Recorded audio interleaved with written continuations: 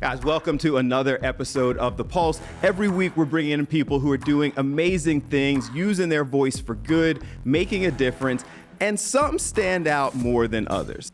Actress, director, producer. Can I go all the way to activist? Activist, yes, absolutely. Okay. Erika Alexander, thanks for coming in. That's the thing I'm most proud of, actually, being an activist. Is it? Yes, I think that all of those things that I've done that you mentioned were because people were activists and they created pathways that gave me opportunities. We had Vivica A. Fox on. Oh, wonderful. And at one point I was talking to her about there was this struggle of being labeled as a powerful Black actress, not just a powerful actress. Yes. And she actually stepped up and said, I don't care, that's who I am. I'm a Black woman. I wear that as a badge of honor. I'm okay with people identifying me like that. Right. Sounds like you're in that same category.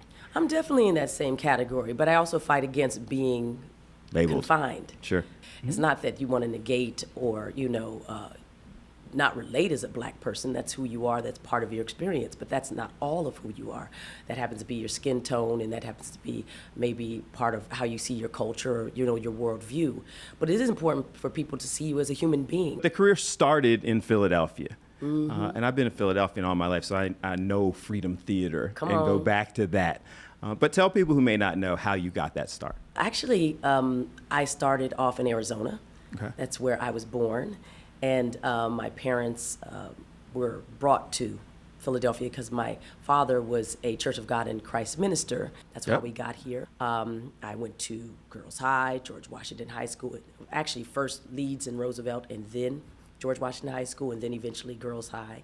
My mother put me in an arts program at New Freedom Theater. I was 14 years old, and she had recognized that she said, some interest in the arts, in acting. I don't remember that. I wanted to be a scientist. That's where I thought I was on my way. But mothers know best. They see you. So she enrolled me in the 6-week course. And in the 5th week, a movie came to town. It was a Merchant Ivory film, and they were looking for brown and Black girls to audition. And we were told by our instructors, you should all try. Even if you don't want to be an actor, you should have the experience. And I showed up at 5 o'clock in the morning, second in line, and that went on for days and days of auditioning people. They eventually gave me the script. It was the lead role. I kept auditioning, had 4 screen tests, and when the dust cleared, they chose me as the lead. That's how it happened. You've been doing this now for, you were a kid, so years. You're about to celebrate your 40 years. This year is 40 years. Mid-career experience. Mid-career, Bill. 40 years of mid-career experience. Amazing. So kind of going through that process, was that the big break? I mean, we know Maxine Shaw was living single the big break, because it wasn't the first thing that you did. There were several steps. What introduced you to all of the rest of us? I have to say, so big break is a really hard thing to define. I think the big break is New Freedom Theater for me.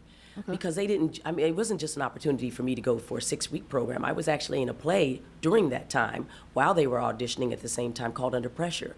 Under Pressure, I was playing Sharifa. Sharifa was a rape and incest victim.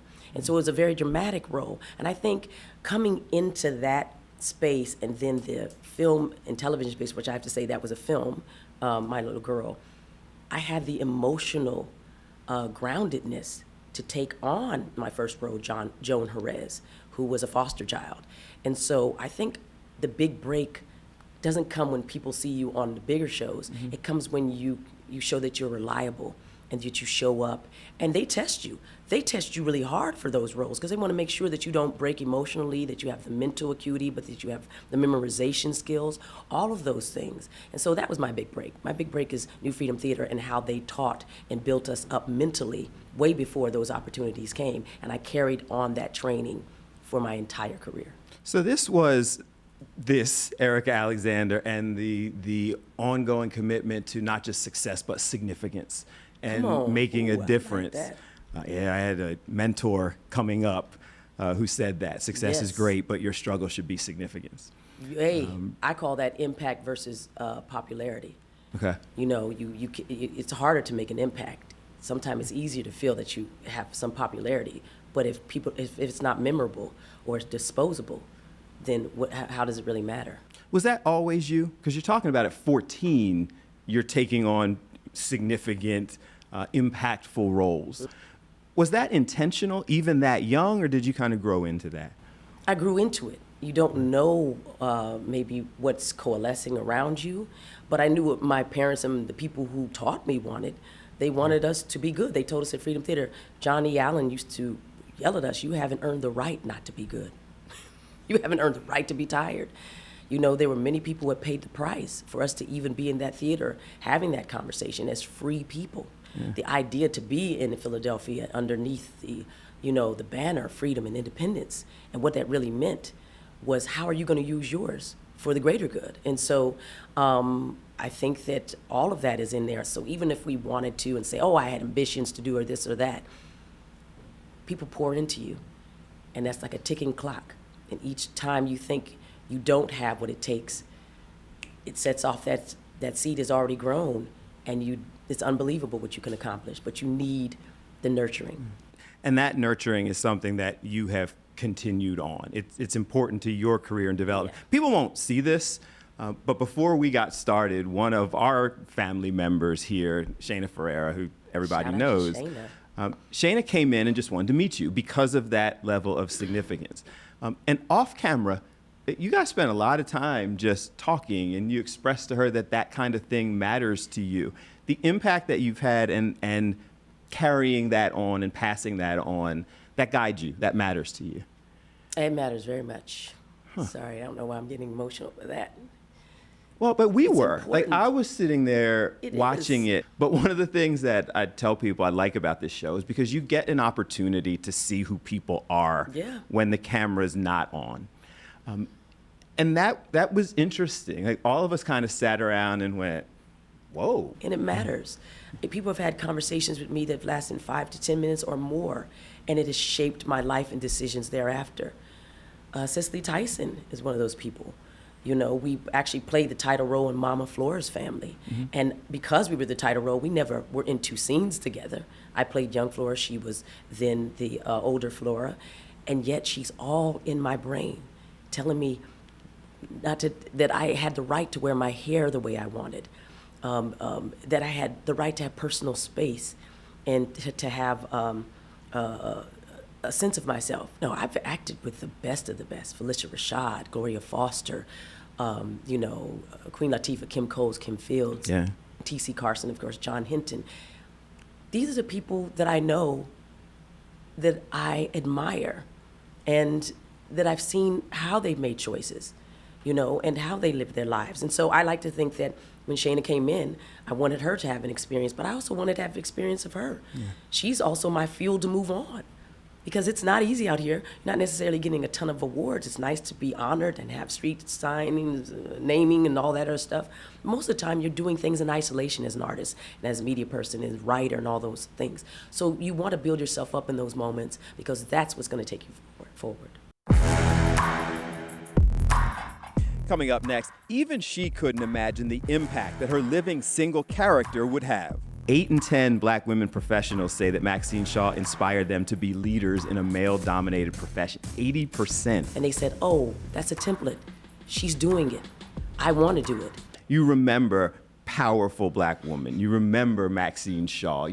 But then I was doing a little bit of research. I took a picture of statistics that I saw, and I'm sure you're aware of them, but saying them, I was like, whoa. So they kind of analyzed the Maxine Shaw effect. Yes. And what that actually meant to people, that role that you played. So 1 in 3 Black women lawyers said that Maxine Shaw directly influenced their choice to go to law school. Yes. 1 in 3. 8 in 10 Black women professionals say that Maxine Shaw inspired them to be leaders in a male-dominated profession. 80% of the people that they surveyed.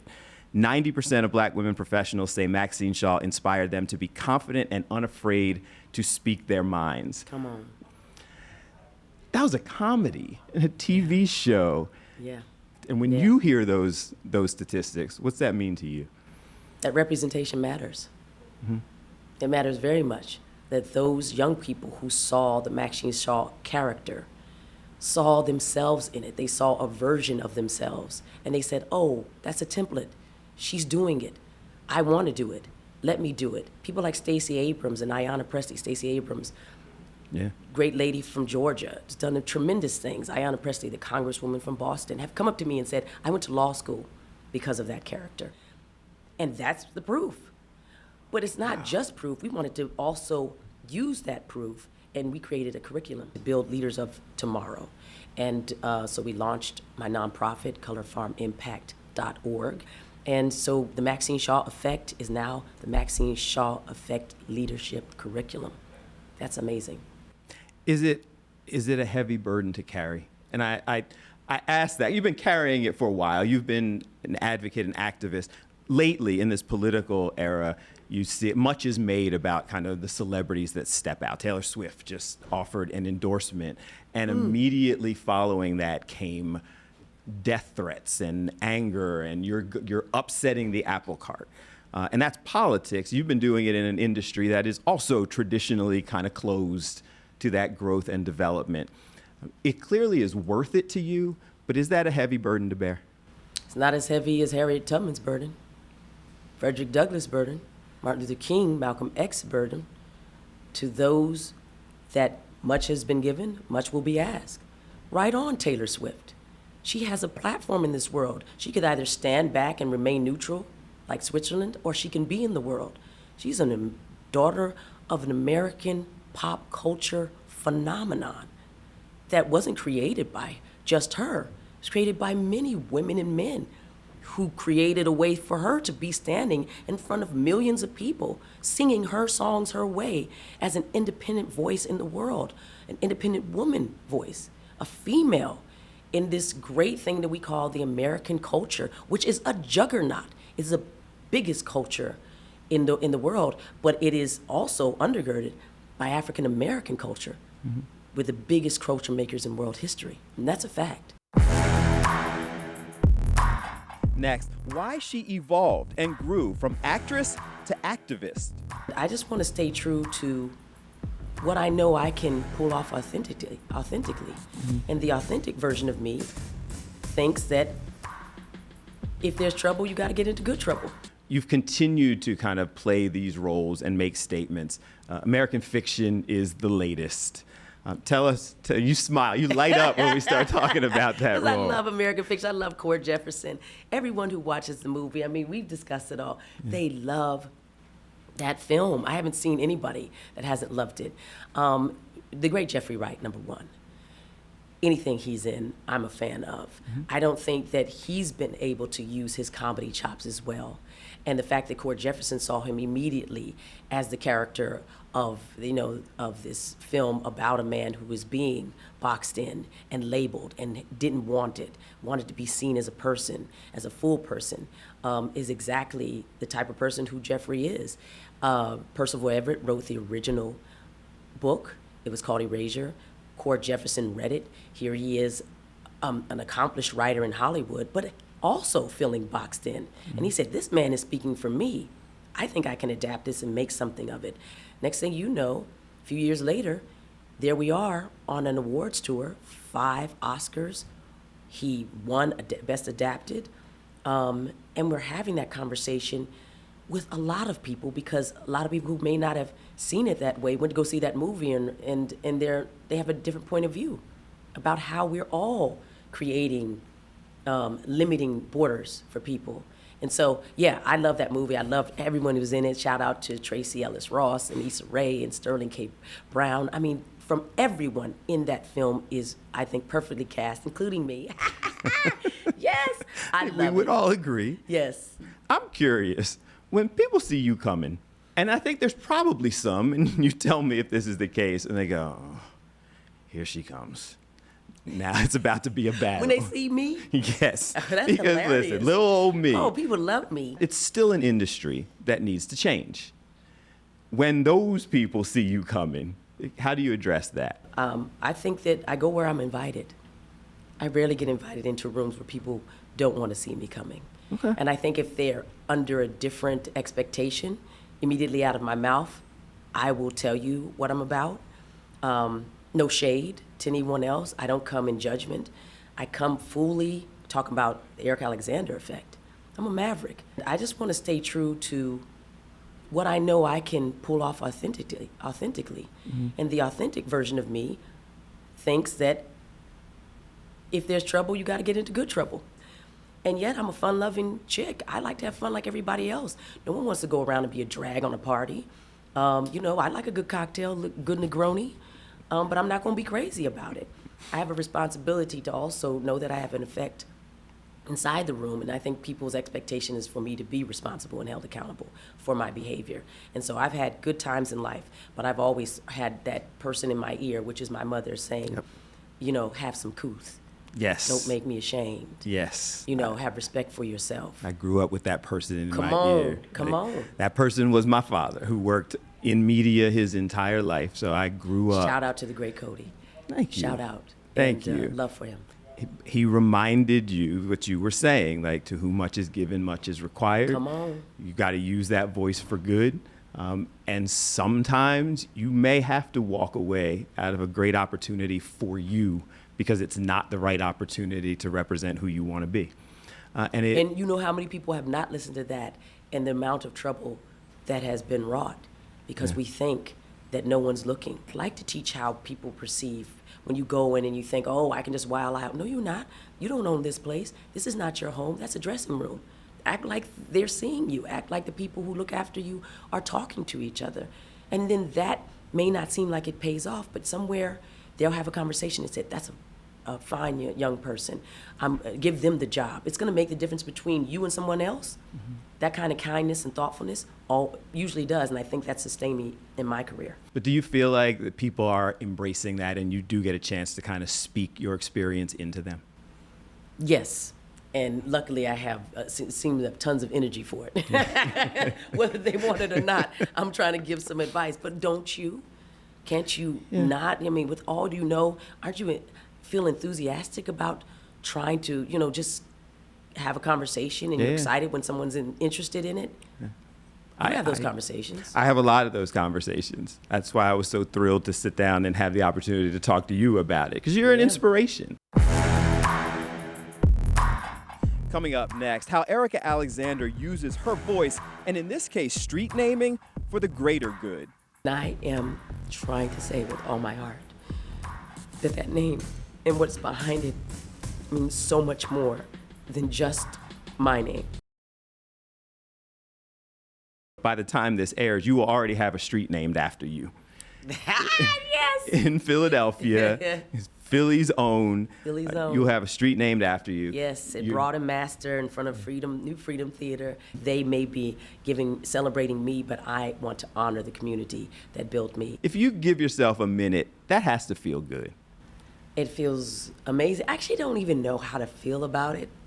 I think I was frightened to come here and talk about something like that.